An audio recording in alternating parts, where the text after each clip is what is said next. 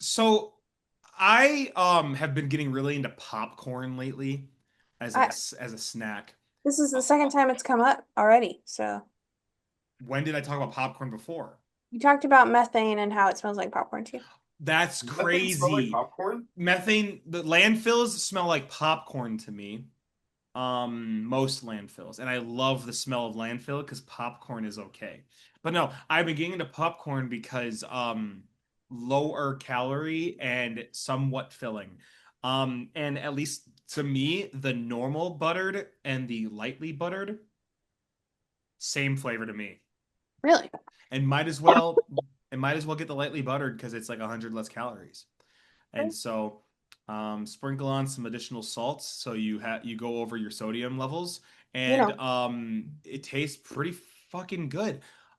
So I only bring that up because my bowl of pop my the bowl that I used for my popcorn from last night was right by my computer.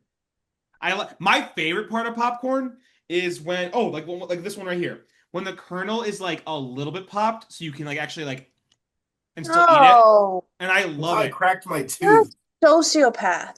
I love it because like it's not like you can't like, it doesn't like because like you can't just like bite a kernel like that if it's not a little popped.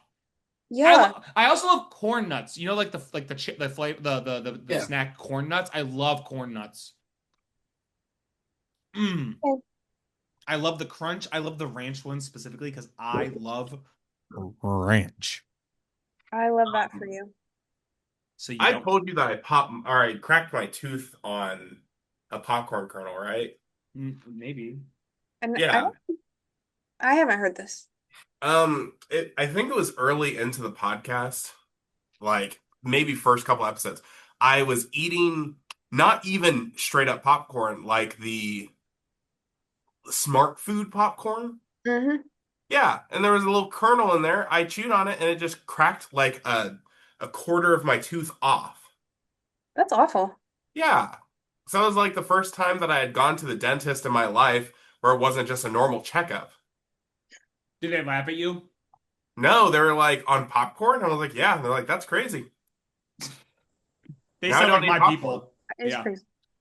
No, Yeah. I Also, yeah. my dentist is called or my old dentist. Their name is the dentist, and they work in a building called Professional Building. What? I don't think I think that person was cosplaying as a dentist. Yeah, I don't think that was a real dentist. She removed my wisdom teeth, so I hope she was. How much did you pay her? Like $40. Yikes. But okay, speaking of, isn't it so unfortunate that like we have developed and we don't and most people don't have space for their wisdom Oh, teeth? Yes, it's horrible. Like that's so we stupid. I will flex a little bit. My wisdom teeth came in perfectly and I had space for them, so they're just in my mouth. That is a flex, honestly. Because I got a big I mouth, of course. Obviously, my big mouth. Of course, I had enough room. I think I actually did have room on the top, just not on the bottom, and they're like, "Ah, we'll just get rid of all four." What? That's crazy. Yeah, so they did all four at once. Do you have Yeah, videos of you under do you have videos of you like when you're like all loopy? Yeah, yeah, they did that. that You of should course. you should share those videos. Link them in the Um, comments. so actually, the most fun story that I have from when that was going on was right afterwards. When I was still loopy, Jackie probably has a video of it. We were driving We're back. married at this point. Yes. Yeah, we were married, and I mean, and are still. You're Uh, married? No. um, He's taken, ladies Oh and I, God. men yeah, ladies and who? and men. I don't know. Thank you. I thought you Anyway, said and Meg. I'm like, who's Meg? yeah, Meg. You I, if you're watching this and your name's Meg, don't you dare go for Nathan. my realtor's name is Meg. Anyway, so but we were driving back and I was looking through music and I put on Istanbul and I was listening to it for a while and just silent. And Jackie's like, "What's up?" I said, "These guys are so fucking talented." And she's like, "What?" And they're the same guys who made the Mickey Mouse Clubhouse, all of the soundtrack. Did I already talk about this? I feel like Yes, I you did. mentioned this the Yeah. last time we But recorded. since I got my wisdom teeth out, that was the day I was like, "They Might Be Giants" is in top 10 bands of all time, even though they're like most underrated. Thank you for re-coming to my TED Talk. Uh, Pause. Wait, and oh God, dude. Yo, What what do are you you think? snacking on? Time out. You got popcorn? no, but you made me hungry. I have Starburst. Okay. Yeah. Okay. You chew, whoa, whoa, whoa. You chew the Starburst in pieces? Jesse does a lot of things that's crazy. I didn't say it was crazy. That's true. Well, I've never, the way you said it was like, whoa, whoa, whoa. okay, You're but, abnormal? No. well, like, most people just take the whole Starburst. It's too Pause. much. Huh? I said It's too pause much. again. It's too much. No, I can't argue with that. Like, it is too much, but I've also, as a child, stuck like four in my mouth and almost choked, and it was great. I don't know how you did that. Pause. I don't know Have why you. you have you guys ever had freeze-dried Skittles? No. No, I want to. They're good. Do they just sell those or like? Yeah, you Yeah. can just like you can get like I think Skittle company now makes freeze-dried Skittles because people would just like make it off-brand, but now I think they actually make them. My my buddy Zach had his family makes Shout out Zach. candy. What's up, Zach? He will That never watch this. He is, I think he is still technically an undergraduate student. He has no interest in finishing his degree. It's everyone has their own he's path. still enrolled? Persistence. He was taking like one or two classes. Then during co okay, also weirdest thing. I met Zach. Mhm. Um, I don't even know. Like at some point when I was reconnecting with a bunch of my friends, he was just someone who they had kind of brought into the friend group, which is great because Zach, great guy. He was an undergraduate student at Fort Hayes, an online student, while I was a professional there. I was like, oh, that's weird. And he's like, yeah, I don't like. I was like, why'd you go to Fort Hayes online? And he's like, well, at the time, it was one of the cheapest online programs, and now there's options. And then never mind, I won't say the other part. It was really funny. Uh, I'll say it off the record, but I did read him off his student ID number to him, and he's like, "That's weird." It's My like I looked favorite up all the student info. No, my favorite thing to do when I'm like talking to residents is because like obviously everyone introduces themselves with their first name, but then I'll be like, "Oh, what's your last name?" And they'll tell me their last name, and I'll be like, "Oh, you live in room," and they'll be like, "How Yeah, do you know that?" And it's like because I look at rosters all the fucking time. I don't. This is the problem with Starburst. I only know first and last name. I don't know rooms. I can't memorize rooms. Sometimes I remember building. I I just used really love to. numbers. Hmm. If you love numbers so much, name all the digits in pi. Three. Well, actually, hold up, I got you. One, two, three, four, five, six, seven, eight, nine, and zero. They're Dang all it! in. I was really hoping you'd miss zero. They're I all was in so there. ready to prove you wrong. Yeah. Yeah, prove you wrong. I'll start going around and having tents up. Oh, but anyway, my buddy Zach, his family makes they're like a big candy maker in Nebraska. So he just gives us candy and popcorn sometimes. Is That's how Zach's it. last name Hershey? No. Yeah. Stop. Zach Hershey. I'm actually he, him. My name is Dallas Lansanese. Welcome back to the UMR in Summary podcast. I'm at NDSU Hall Director. Um, I once ate alligator, cooked, not raw. Thank you for clarifying. What did it taste like? Chicken. It It tastes did like not. alligator. That's not real. No, most meats that aren't like your typical meat taste like chicken. But some of them taste like beef. No. The internet says that human tastes like pork. That is true. It does say that. Yeah. I was like, hang on. You have verified this? Yeah, Pause. no, No. I've my name's Nathan Dozier. I work at K-State University and well, oh, I'm an assistant director there too. Good job. Um What have I eaten that's weird? I don't know if I eat weird things. I don't.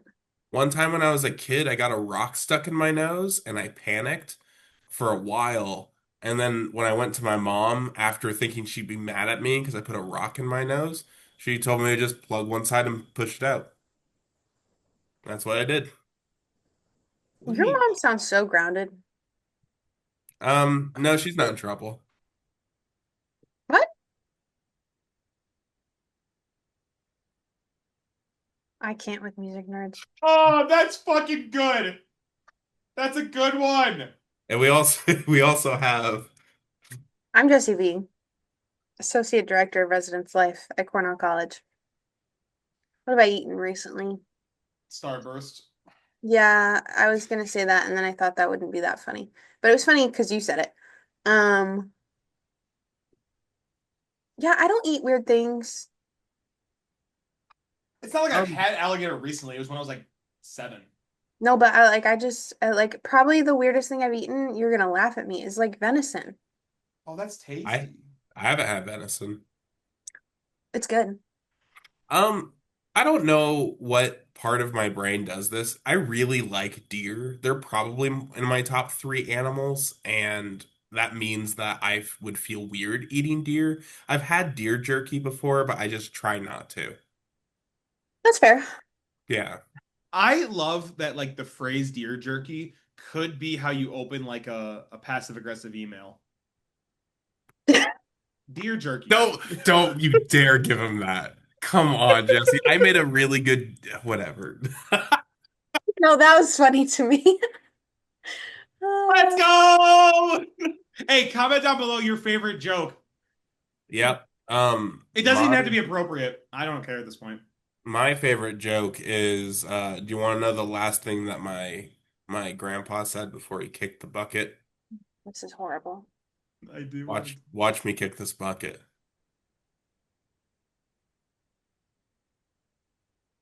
I yesterday I was in a meeting, no, 2 days ago I was in a meeting with some students and we were like showing videos of like family. And one was like, "Hey, you want to see this video of my dad?" And she shared that video of my like her dad. And then I said, "Hey, you guys want to see like the most recent photo of my dad?" And I just pulled up a photo of an urn. Oh. You are crazy. How do Oh. people respond? Oh, they like that's like one of the first things I tell staffs is that I love dead dad jokes because I have a dead dad. Good for you. Yeah. I have no like connection to this man. He's just a stranger to me, so it affects Oh, me shoot. You want I'm sorry. I'm gonna derail a little before we even get started. You like a want to hear the train. craziest thing? Yeah. Oh, you haven't told him yet? Have I not? No, I haven't. You're No. right because Dallas wasn't in that meeting. During one of my staff meetings, some guy reached out to me and he said like, "Hey, I think we're half brothers." Yo, that's sick, dude. Yeah. Is it And right? huh? Is it correct? Yeah, he is correct. He has a picture of him being held by my birth father, and then he also has a picture of him being held and me and my brother being held. Like And all this is when together? this man, yes, all three of us, like That's a at a McDonald's. And this is when he was presumably with my mom, but had at least one other kid. And I was talking to him a little bit more, and it sounds like there are around a total of six half siblings that share the Dozier lineage, with no real connection besides one man. So that's weird. That's no, that's awesome that you learned that during a UMR meeting. I 2 UMR winter meetings ago learned that's when I learned my dad died was 2 winter UMR meetings ago. So it's cool that like so you learned something about your family at a UMR meeting. Dude, UMR, Um, guess what it brings? People together it or was actually separates them.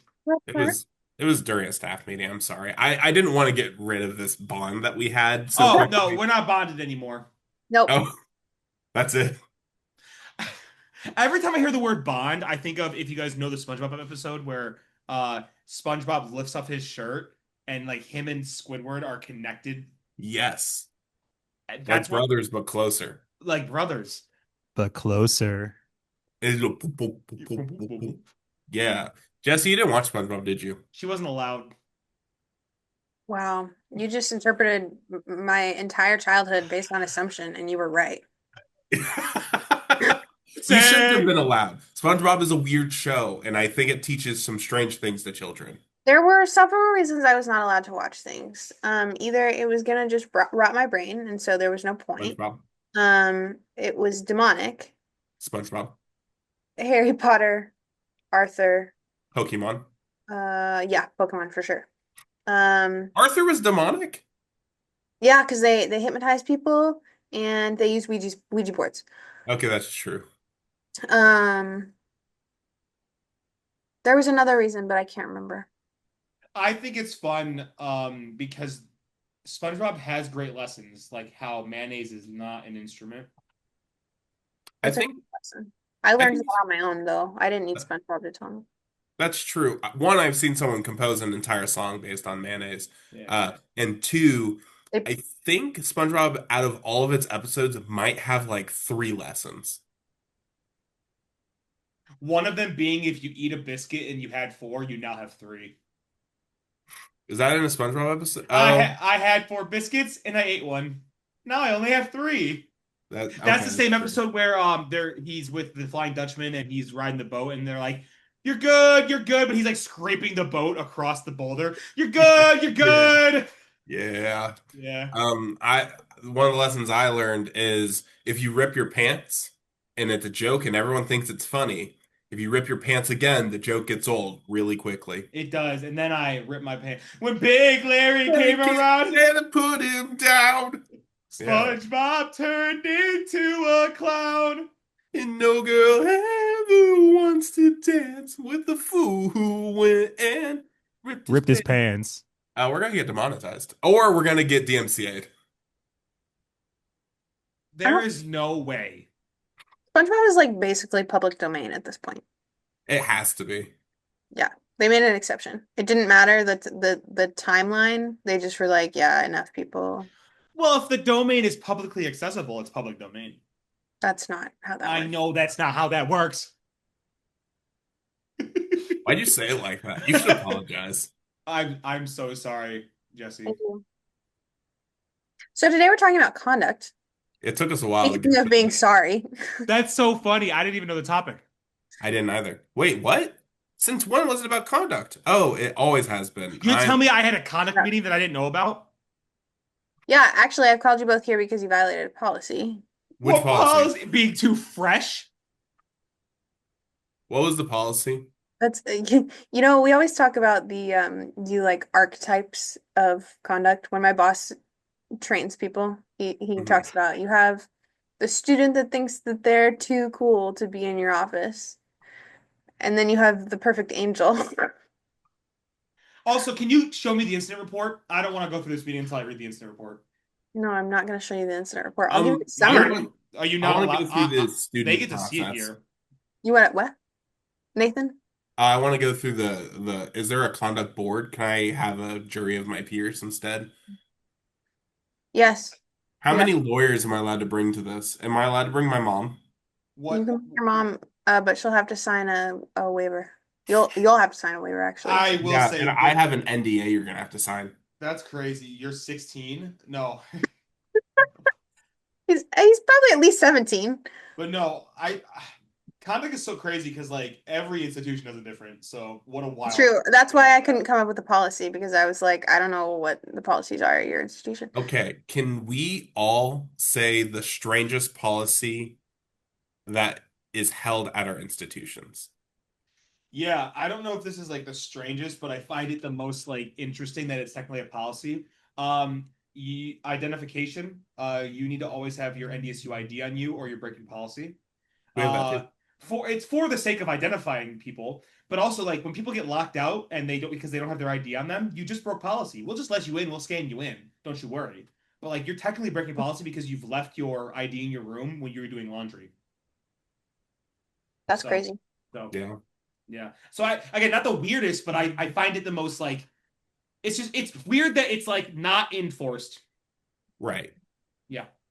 Our the weirdest policy I know from here is I'll say one from here. I'll say one from Fort Hayes because Fort Hayes I loved overanalyzing policies. Here, There's a policy. So, a little bit more context. At our apartments, you can purchase a small bit of land to then make a garden. Like you rent the land to, you can have a little garden. Okay. If you don't keep if you don't keep care of that garden though, it breaks policy and you get documented for it and you have to have a conduct meeting because you didn't garden well enough. What's the title of that policy? I don't know. All I know is that a lot of our professional staff has been documented by RAs because of it. That's crazy. Because if you buy land to then make a garden, it doesn't matter who you are. If you didn't follow policy, then you get documented. No, So I like hear you, but like, there is an assistant director here who has been written up at least 3 times because of it. have they gone through like a conduct meeting? I have a feeling they didn't, but I didn't look into it. I'm gonna I'm gonna report this for Cleary.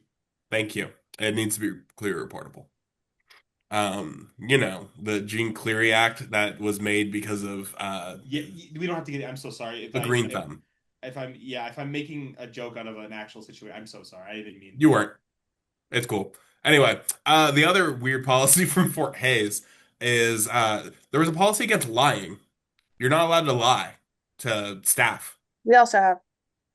Oh, we don't have a technical line. I mean, you could stretch our there's a policy something along the lines of like um you're prohibiting like university like regulations or procedures. Yeah. You're fucking with university procedures and that could be lying to staff, but we don't have a specific one that says like lying. You know what I Right. mean? Yeah. Yeah, we Well, have an honesty policy. yeah, it's bizarre because it's like you can lie like in a little way and technically be breaking policy. Would I meet with you over it? I guess I have to because it's in our policies. You can't lie to me. If I say, "Hey, were you?" I don't even know a little lie that I'd even not care about that a student would make, but it probably happens constantly. Oh, probably. Yeah, lying. Um, Here's one that I just found. I'm going through our code of conduct. You can't smell so bad that it's disruptive to others. I want that policy. Mhm. I want that policy here. That is, that's a policy in a competitive Yu-Gi-Oh tournament. Well, okay. Actually, how can you, if you're able, I don't know. The reason I just said that I want that policy that you just said, but then I thought about like, how do you interpret that? Because some folks, different cultures just have different smells and people take that as Yes. ill, gross, but it's actually not a gross smell. It's just you're not used to it. Yes, and that's where it gets a little complicated, right? I think for a university, I assume multiple people would have to make a complaint about it, or your roommate. For a Yu-Gi-Oh tournament, the judge then has to do a smell test. Dude, I That's love, dude, my favorite thing about Jimmy John's is they have free smells. true. That's Same. how Oh, okay. it's the smelling that goes together, not the fact that yeah, that's Yeah, what. I got you. Jesse, how do you guys determine whether or not someone has broken your smell policy? It's usually about complaint. Most of our policies are about complaint. But then Like, like what do you do? Like do you then have like how do you have a because like so then do you have a meeting about like what though? Because again, what if the complaint is because people are well, insensitive to cultures? so just because, like, we're small private college, we have a lot of leeway to give people grace. So typically your first offense, unless it's like a clear safety issue, is just a conversation with the RA. Like we send the RA and we're like, make sure that this person understands that we have a different expectation here. And typically for smells, particularly, that's like an ongoing thing. If after, and I have had this happen, where people will just flatly refuse to change their ways. And it's not always cultural. Um, Oh, yeah. I mean, I would assume more often than not it is not right. cultural and it's just someone who doesn't know how to shower or use deodorant. But like But they'll say, no, I do shower. I shower every other day and I use deodorant and I don't need your help.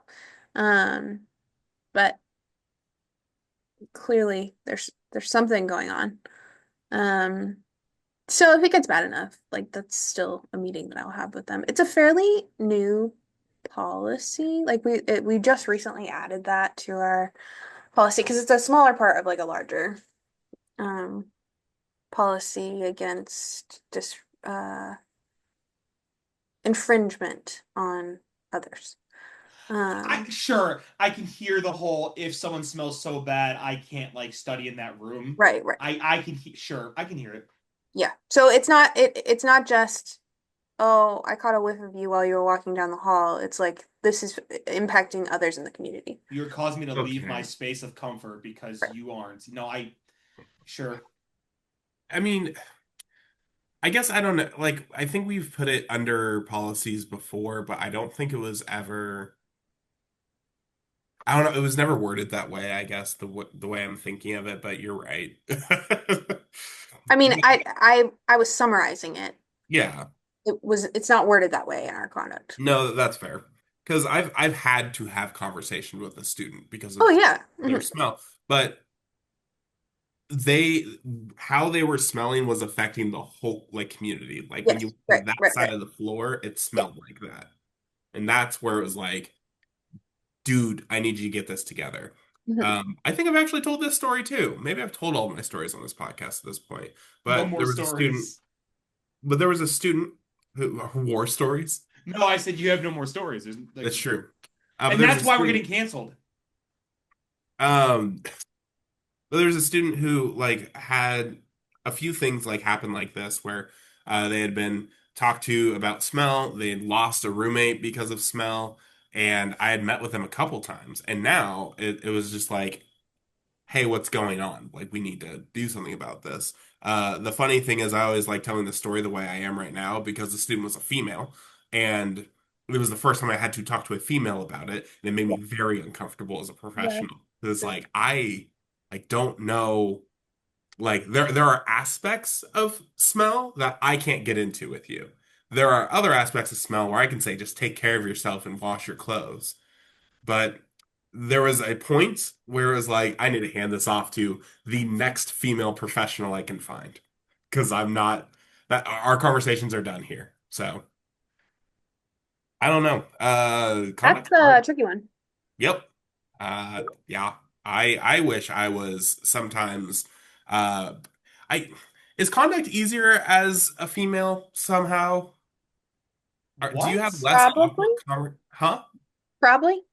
Okay, I thought so. But no. Why? What? Because hold on, I just hit my fucking knee. Oh Why, God. why would it, why, that's funny. But no, I don't, me being, I guess, ignorant potentially, why would it why would either way make it easier or harder?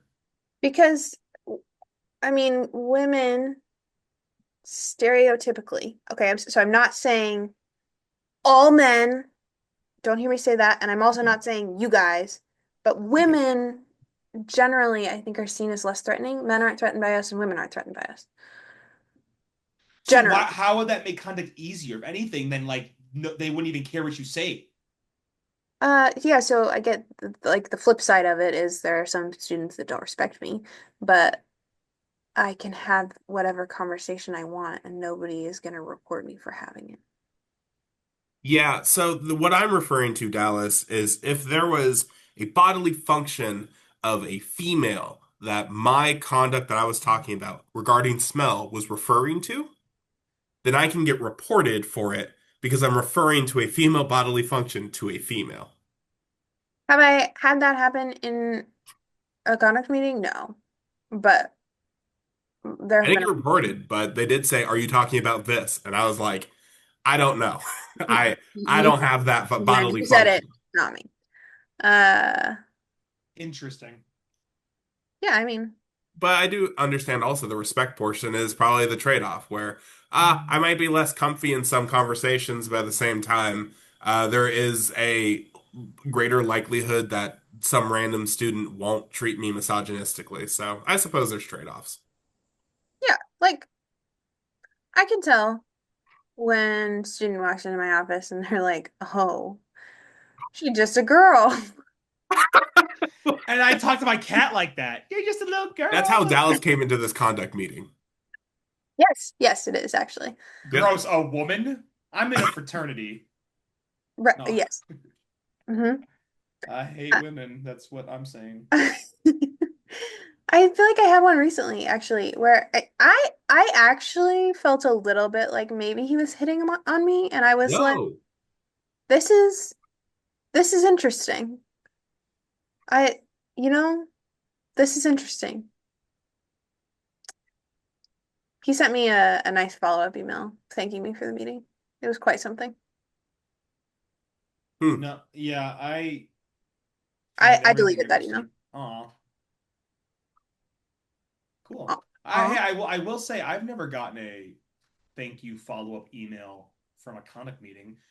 Well, Um, you're not a woman. no, I thank you. Honestly, I yield.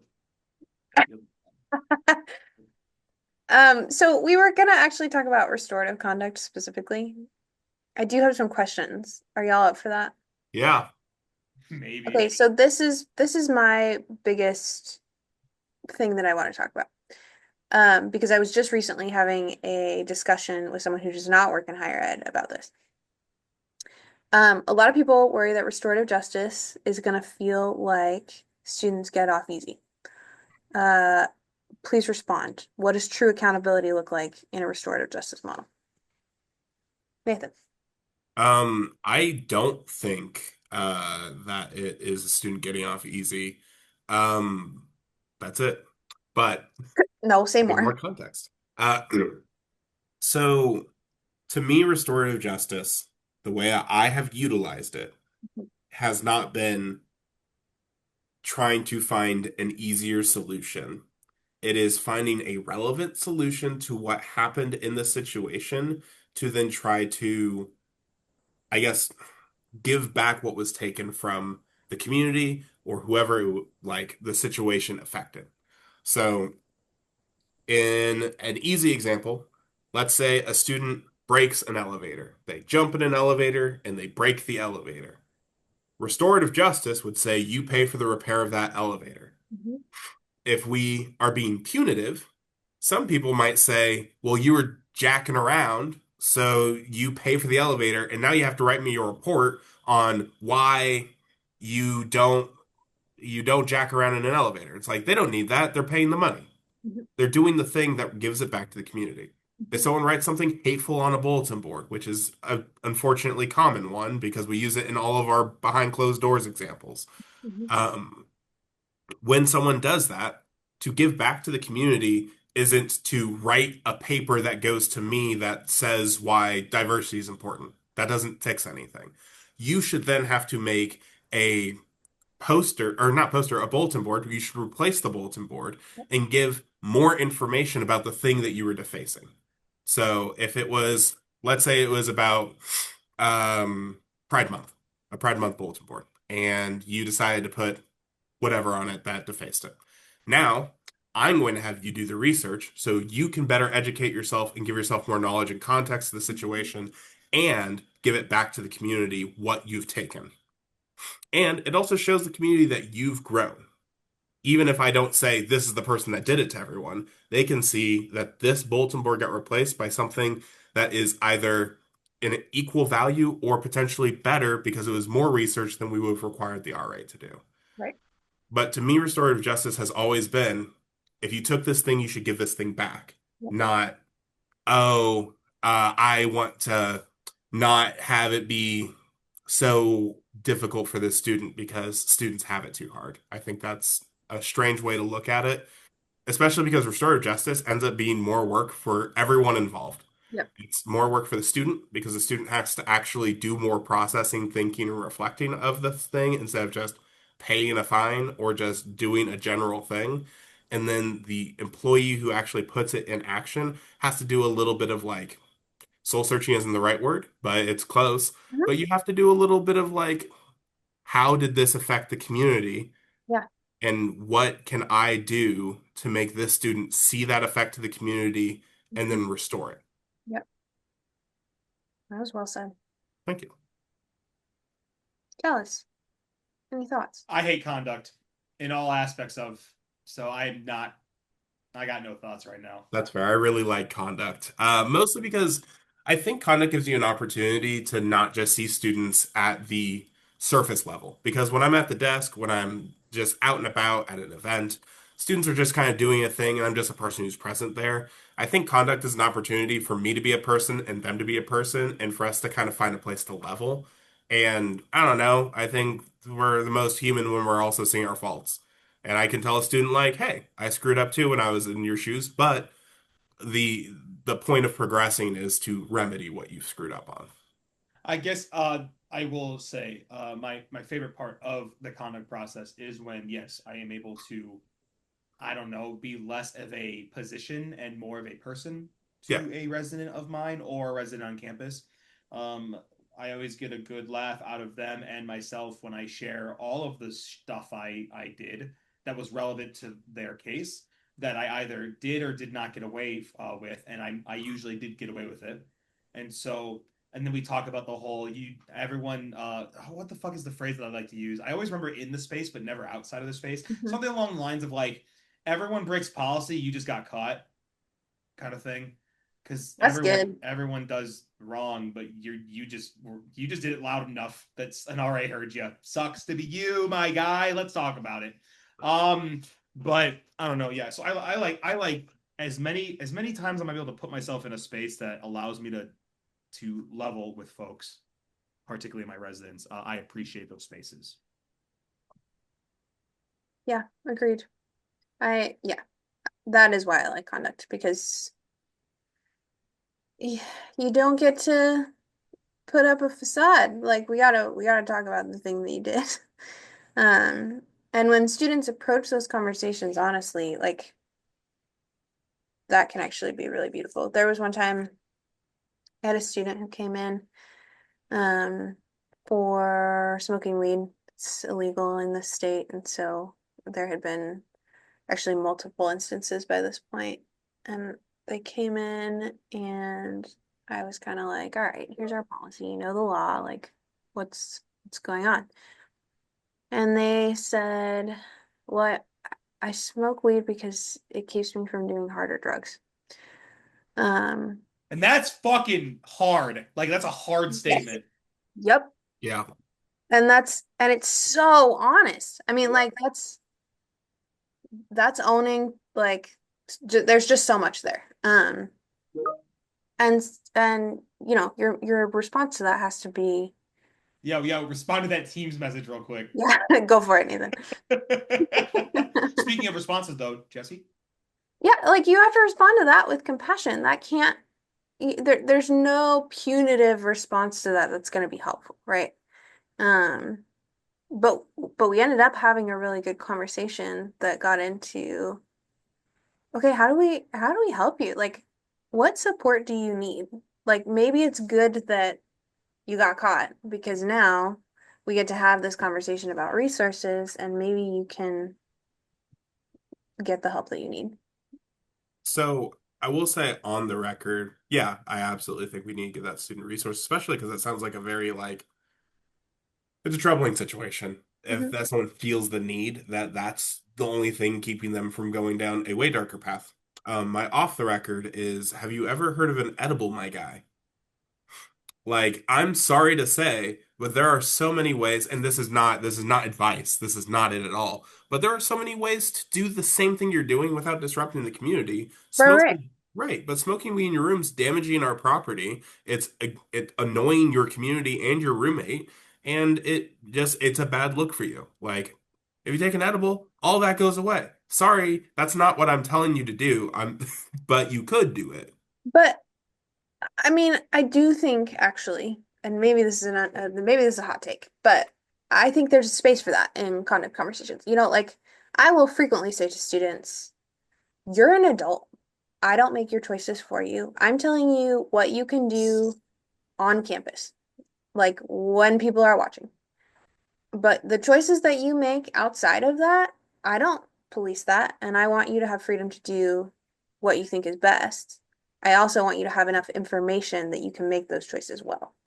I actually need to ask you all a question that I had a philosophical question, I had really discussion with one of my community coordinators, and I Mhm. don't know the answer to this. Would you prefer someone drinks off campus or on campus? Oh, dude, oh my God. Thank you I was about to talk about that. No, dude, Yeah. it's like you texted me this, but you didn't. He didn't set this up for me. Well, No, I will say, the most generic or nope, the most common conduct case that I see as a conduct hearing officer is alcohol based. That's usually what it yeah, is. It's usually me too. breaking our alcohol policy, Yeah. Mhm. especially because at least here, weed is like you need like 17 noses to know that it's weed before you can even Yeah, like to give yeah. a warning. So like we don't have those anymore. But so I don't advertise this as a philosophy that I have as the MLC hall director at NDSU. But if any of my residents are currently watching this, you are now going to know before you got into a condominium with me, this is how I feel. Um, Alcohol is not allowed on NDSU's campus. We are a dry campus. Okay. There are exceptions to that, i.e., my apartment, get wrecked. But like alcohol for a typical resident, not allowed on campus. Um, but I would and I say this in cutting meetings all the time. I would much rather residents break the alcohol policy and safely drink in their room Mhm. than go somewhere, especially if they're underage, go somewhere illegally, try to drink and try to get back to campus, whether that's driving or walking, whatever it is. And now they were driving drunk and they hurt themselves or someone else, or they were walking drunk and something happened, or Yep. whatever it may be. I would much rather you get caught in our community drinking because you were safely in our community and you were just loud. You were too loud. Sorry. Let's talk about how you can safely drink in the community quietly. Um, that's how I feel. I could go into it more. I won't, but that's how I feel. Is I'd much rather because especially like if you get caught in community, there, especially if you're underage, there's no minor in possession. There's no legal things that happen. You're Hmm. just getting caught. You have to go to an alcohol education class taught by a hall director, and you have to Right. write a two-page paper about your reflection. Hmm. Like, you should still learn from this, but if they're being real, getting caught, at least at NDSU's campus, drinking alcohol or with alcohol, is Yeah. like, Yeah. hey, don't do that, my guy. And then that's it, really. I mean, where if they choose to be honest and transparent and welcoming to the information, then Right. they can maybe grow from it. But if they don't care, then it is just a. But to answer your question, Nathan, yeah, I would much rather them drink in their room and get caught in their room than off campus and something happens. And Yeah. that was kind of the point of like, sorry, I want to hear Jesse's opinion before I conclude what I was saying. I mean, I would agree with what Dallas said. Yeah, it's just a way safer most of the time. I mean, anything can happen and even at our, like, they can walk to the nearest bar, but like stuff goes down there all the time. I used to when I was an RA, I used to tell my residents, if you're gonna be stupid, be smart about it. Like you, I know you're gonna break the rules. It's gonna happen. So choose how you want to do that. Like if you're gonna be stupid, be smart about it. Do the things that are gonna keep you safe. That are gonna keep you from getting caught, honestly. Like be quiet. Drink with people you trust. Like know what you're drinking, like all of those are important things that I think it matters that, like, if we're gonna be honest, helpful developers of students, it matters that we tell them this stuff. Um, because chances are if they're in our office, they haven't been told before. I guess it then begs the question, because I also agree, but it begs the question, like, I wonder who's this policy for? Mm, Is this policy in place to make it so we work less? mm, Because it can't be in place to make it so students are safer. because it's not. It does the opposite effect. Like, yes, if we say alcohol is allowed, then we have potentially a ring of upperclassmen who are willing to sell alcohol to younger students, and it becomes a whole like problem. And I could totally see that being a slippery slope argument, but it's a fallacy for a reason.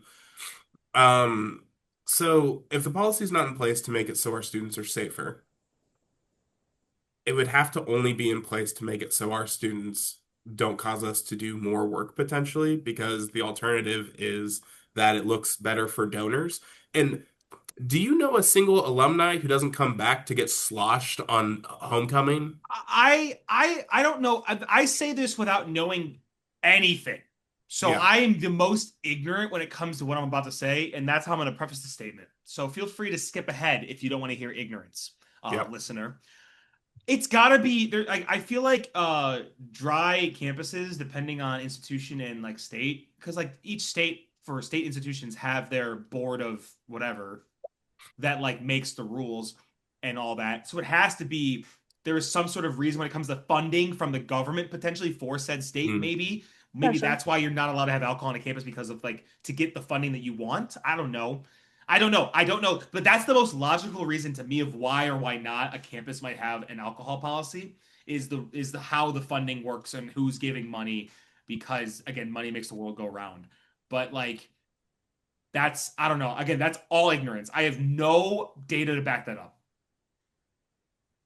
That I mean that makes sense to me. I think it's complex. Like, I went to college at a dry campus, and it was because it was religious, and so it was about donors. Like there was also to some extent like everybody here thinks different things about alcohol, and we just don't want to deal with that conversation.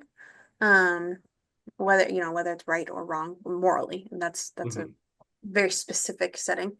Um, but even like Cornell is affiliated with the Methodist Church, and so I we are not we're not a dry campus, but I'm sure that there has been conversation in the past throughout our 170-year history about how all of that is factored into our policies as well. Um, right at this point, only our first year buildings are dry. Um, and then everything else, they just can't have open container in like lobbies. They have to keep it in their room. Um, and I do appreciate the policy. We've had a couple incidences of like bootlegging since I've been here. Mhm. But only a couple. Like they generally are pretty responsible.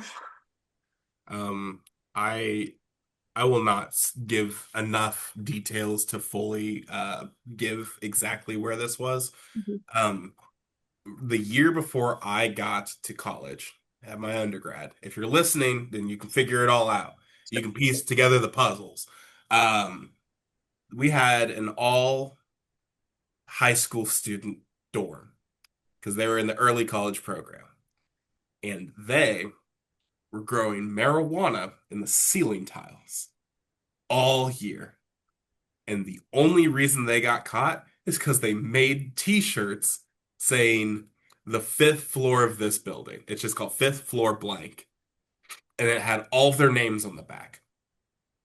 And when professionals saw fifth floor blank, they asked, what does that mean? And everyone's just like, oh, it's just whatever. And they got suspicious. I think one of the kids who had the shirt on ratted, and then they started popping ceiling tiles to find just the Breaking Bad of that campus. And I think That's so fucking cool. it's kind of cool. Like, That's yeah, sick. yeah, it's criminal, absolutely, but it's also probably the funniest. Like, it's funnier than my senior prank. Which was Um, Off the record, we were supposed to spray paint the grass and just spray paint whatever. And I got there, I was ready to go. We all had like our disguises to do it because our school had cameras. First thing people do is start spray painting the concrete, and I'm just like, well, I'm already here. I'm already in trouble. So I just followed around. I watched people spray paint concrete. Someone spray painted my last name in the spot that I parked in every day, and I was really pissed off about it. And then the first day that we got back, I mean, it was that Monday, our principal pulled all high schoolers in, and they said, "We know who this was. One of you has already given us names. So you'll be in less trouble, and we won't call the police if you turn yourself in by the end of the day." That was a lie. They did not. No one knew. Yep. And everyone turned themselves in. They're like, you know what? We're making memories and we'll take the consequences. I went in there and we had a police officer there all day who was just talking with people, telling them why this was wrong. I walked in and I shit you not, Doug Kittle looked at me and he said, "You were there?" I'm like, "What? What am I here for?" "No, I wasn't there, I guess, Doug." You asshole.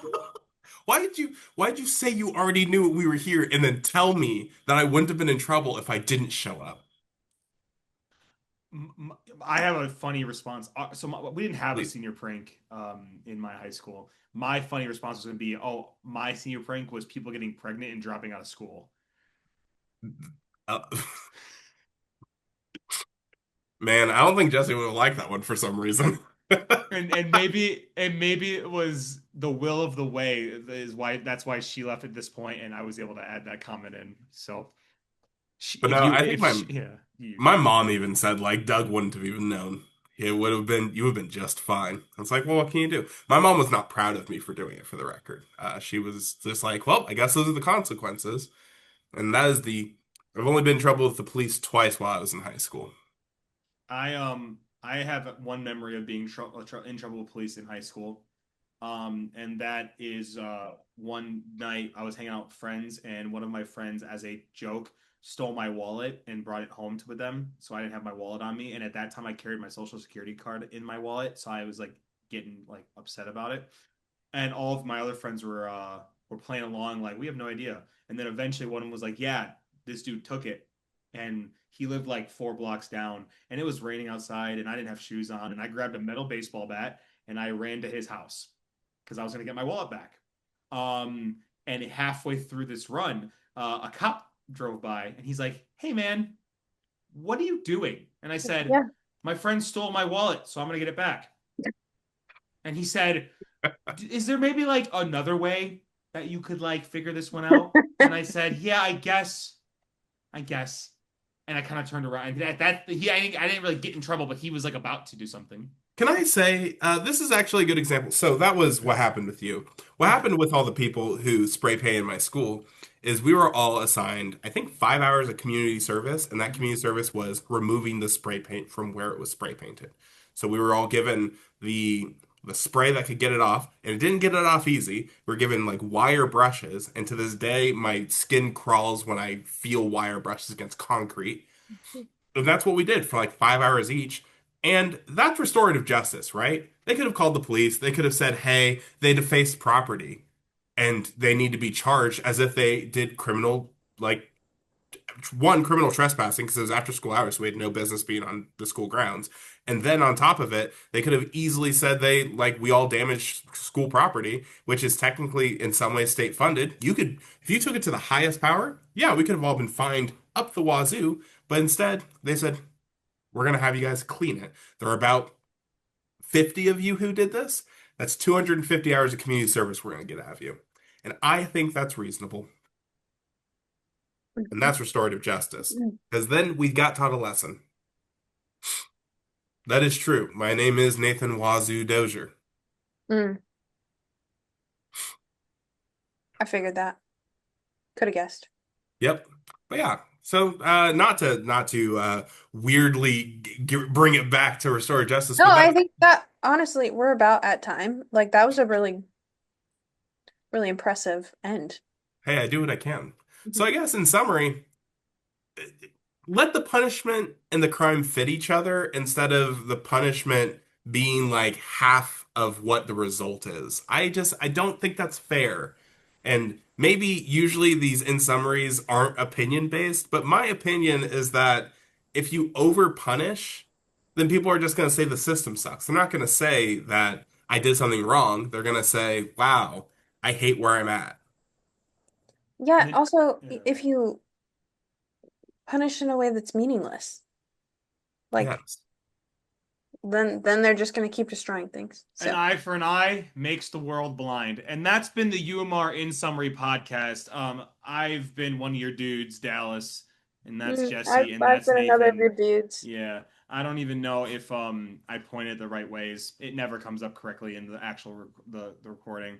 If you like, just comment, share, and subscribe, and then tell me you did in the comments. And you come to the UMR conference, I will buy you a cookie. So tell me that you've done that. Find me in person. I will be presenting twice at UMR, the conference, and so you could find me after one of my presentations and say, "Hey, I like, commented, shared, and subscribed to that video you told me to. Where's my cookie?" And then we can go walk somewhere and get you a cookie. Do So, we qualify? Yeah, nope, can I have it? neither of you qualify. Fun fact to break down the behind the scenes real quick, and then we'll officially end this. I don't actually like Jesse or Nathan. We are not friends outside of this podcast. We don't hang out ever. We despise each other. Yeah, like But you will not find us together at the conference at all, like, unless we're recording.